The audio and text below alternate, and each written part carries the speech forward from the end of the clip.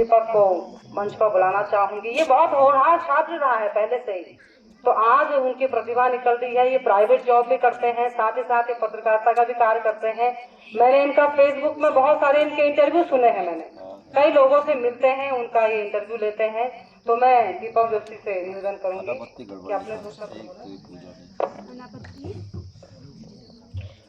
नमस्कार आप सभी लोगों को। आचार्य आपका बहुत बहुत धन्यवाद, आपने यहाँ हमें बुलाया और इसके साथ साथ सभी टीचरों का जिन्होंने हमको पढ़ाया है और आप लोगों को पढ़ा रहे हैं। यह आपके लिए मेहनत कर रहे हैं, ये हमारे लिए बहुत अच्छी बात है। मैंने 2014 में यहाँ से हाई स्कूल पास किया था, उसके बाद इंटर भीमताल से, उसके बाद फिर तकनीकी शिक्षा हल्द्वानी से ली। उसके बाद 2018 से लगातार अनेक कंपनियों में काम कर रहा हूँ, अभी भी कर रहा हूँ। इसके साथ साथ हमने सोचा कि लोगों के बीच भी जाया जाए और लोगों से जाना जाए कि लोग क्या कुछ सोचते हैं और हमारे राज्य में और हमारे देश में कहाँ कुछ कमी रह रही है, उसे हम जितना हमारा माध्यम है उसके माध्यम से आगे लाने की कोशिश करें। सबसे पहले हम बात करते हैं, आज 2 अक्टूबर का दिन है, गांधी जयंती है। तो कौन कौन चाहता है कि सभी काम हमारे जो भी हैं अहिंसा के माध्यम से हो? सभी लोग चाहते हैं। तो अहिंसा एक हमारे पास हथियार है, एक हमारे पास ऐसा तंत्र है जिसके माध्यम से हम अपनी बातों को रख सकते हैं। और गांधी जी ने भी अपनी बातों को इसी अहिंसा के माध्यम से देश और दुनिया तक रखा था। इसके लिए हम चाहते हैं कि इस विद्यालय में आज 130 बच्चे पढ़ते हैं और इस विद्यालय में अगर विज्ञान वर्ग की क्लासें भी चले तो यह हमारे जंगला गांव के लिए बहुत ही अच्छी बात होगी, क्योंकि यहाँ का जो पर्यावरणीय माहौल है बहुत ही शांत है। जंगल के बीच में स्कूल बना हुआ है, तो यहाँ पढ़ने का जो माहौल है अपने आप में ज्यादा बढ़ जाता है। शहर के हल्ले से दूर यहाँ बड़ी शांति मिलती है।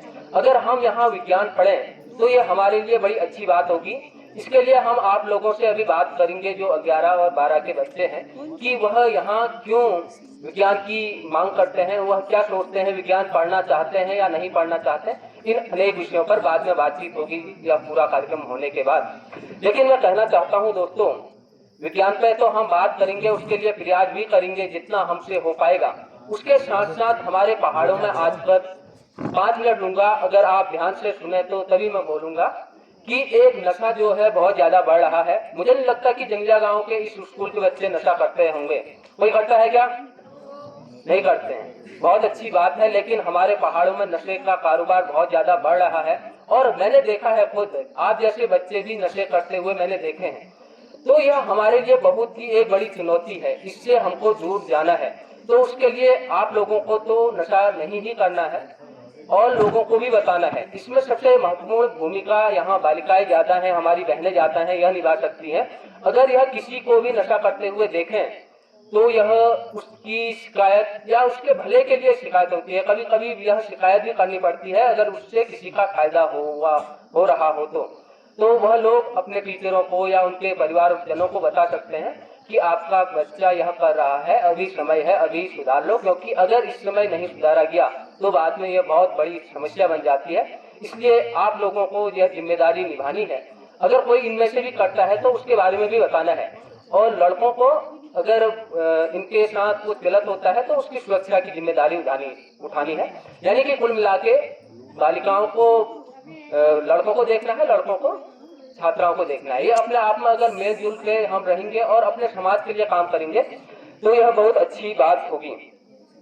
भाइयों, आजकल हमारे इस जहाँ हम रहे हैं इस गांव में संस्कार बड़े अच्छे होते हैं, लेकिन आपने आजकल देखा होगा कि संस्कारों की कमी हमारे क्षेत्र में, हमारे गांव में भी हो रही है। इसके पहले मैं एक उदाहरण देना चाहता हूँ। पिछले ही दिनों में एक गांव में, इसी गांव में आया था, तो वहां पर एक जो घटना हुई वह मेरे को अंदर तक हिला के चले गई। एक्चुअली में हुआ ये, एक माता पिता और उनके बच्चे आंगन में खेल रहे थे, मैं भी वहां से जा रहा था। तभी उनका लड़का जो था, छोटा सा था, वह प्राइमरी या 6-7 में पढ़ता होगा, तो उसने अपनी माता पिता के सामने में ही एक तीसरे बंदे को गाली दी। आप कल्पना नहीं कर सकते, उतना छोटा बच्चा गाली दे रहा है। उसके बाद उसके माता पिता ने उसे डांटते हुए ना यह कह के हमको बड़ी उत्साह पूर्वक बताया कि हमारा लड़का किसी से डरता नहीं है, देखा उससे ऐसा कर दिया। ये अपने आप में कितनी शर्म की बात है कि एक उनका लड़का किसी को गाली दे रहा है, माता पिता उसे प्रोत्साहन दे रहे हैं। ये सिंपल सी बात है, बहुत ही छोटी बात है, लेकिन इसके मायने बहुत बड़े भी हैं अगर हम समझें। तो इसलिए सभी माता पिता और अभिभावकों से निवेदन है कि अगर आप अपने बच्चों को पहले से ही संस्कार दें तो आगे जाकर वह बड़ा काम कर सकते हैं, क्योंकि दोस्तों यही संस्कार हमारे उत्तराखंड की पहचान है। मैं 2018 में गुजरात गया, वहाँ अनेक जिलों में गया, राजस्थान गया, हरिद्वार गया, कश्मीर, हिमाचल, पंजाब, हरियाणा, सभी राज्यों में मैं रहा हूँ। वहाँ ये देखा है मैंने कि उत्तराखंड के जो भी बच्चे वहाँ जाते हैं, उन्हें जब इंटरव्यू भी होता है ना, तो एक जब देखते हैं कि यह नैनीताल का रहने वाला है, उसे ज्यादा सम्मान दे दिया जाता है, या उसे यूँ कहूँ कि थोड़ा सा प्रोत्साहन दिया जाता है कि हम इसे अपनी कंपनी में रखेंगे। इसके पीछे का कारण यह होता है कि वह यहाँ कोई गलत काम नहीं करेगा और सबसे अच्छे व्यवहार के साथ रहेगा। ये उत्तराखंड की एक ताकत रही है।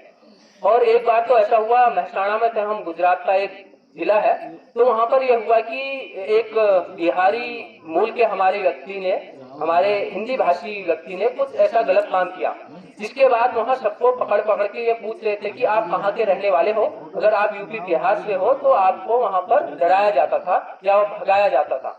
लेकिन जैसे ही हमसे भी पूछा गया, हमने कहा हम उत्तराखंड वाले हैं, तो उनका नजरिया ही बदल गया। हम ही हिंदी भाषी थे, लेकिन उन्होंने कहा अच्छा तुमको कोई दिक्कत तो नहीं है, आपको रहने की कहाँ व्यवस्था है, कोई दिक्कत होगी हमें बताना।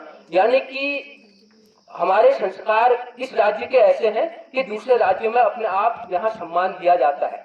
तो इसलिए कहता हूँ कि सभी अभिभावक और आप लोग भी इसी तरीके से अपने संस्कारों को बनाए रखें। यह सामाजिक शिक्षा होती है, स्कूली शिक्षा के साथ साथ सामाजिक शिक्षा, सांस्कृतिक शिक्षा हमें बहुत आगे ले जा सकती है। यह बहुत ही जरूरी मुझे तो लगता है, अगर आपको भी लगता होगा तो आप इस पर अमल जरूर करेंगे। मैं चाहता हूं कि इस पे आपको अमल करना चाहिए, और आपस में भी जितने लोग बैठे हैं अगर किससे बात भी करें तो इज्जत से बात करनी चाहिए, और जो बड़े हैं उससे तो थोड़ा ज्यादा इज्जत देनी ही पड़ेगी, तभी आप एक सफल और अच्छे इंसान बन सकते हैं। और लास्ट में 1 मिनट और ले रहा हूँ आपका। पत्रकारिता के क्षेत्र में मैं औपचारिक रूप से नहीं हूँ, पिछले कुछ समय पहले था, लेकिन आज के वक्त में पत्रकारिता जो होती है वह अलग तरीका हो गया उसका करने का। मैं अपने लिखने के लिए जाना जाता था, अभी भी जाना जाता हूँ, अच्छा लिखता हूँ, ये सबने कहा, और अच्छे अच्छे अखबारों में लेख भी छपे, लेकिन वहाँ जो मैं लिखता था कई बार उसे नहीं छापा जाता था, क्योंकि कुछ ऐसा होता है अखबार की दुनिया में।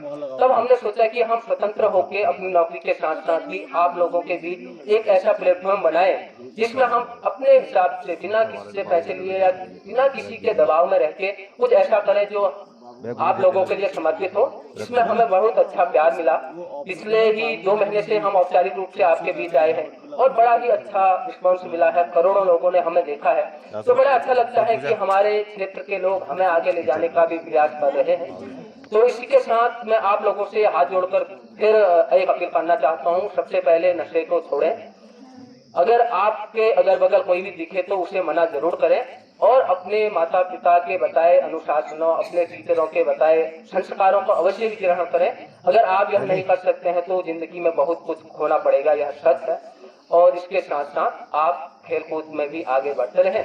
आपके उज्जवल भविष्य की कामना करता हूँ। इस स्कूल से पढ़ा हूँ तो बहुत अच्छा लगा। आज 2014 के बाद ऑफिशियल रूप से इस तरीके से कोई प्रोग्राम में यहाँ आया हूँ, तो बहुत बहुत धन्यवाद आप सभी लोगों का। आपका भी सर, आपने हमें बुलाया, विशेष रूप से आपका बहुत बहुत धन्यवाद, शुक्रिया।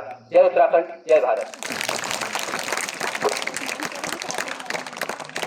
जो दीपक के विचार कितने शुद्ध हैं, ऐसे बच्चे जीवन में बहुत आगे तक जाते हैं। मैं पूरे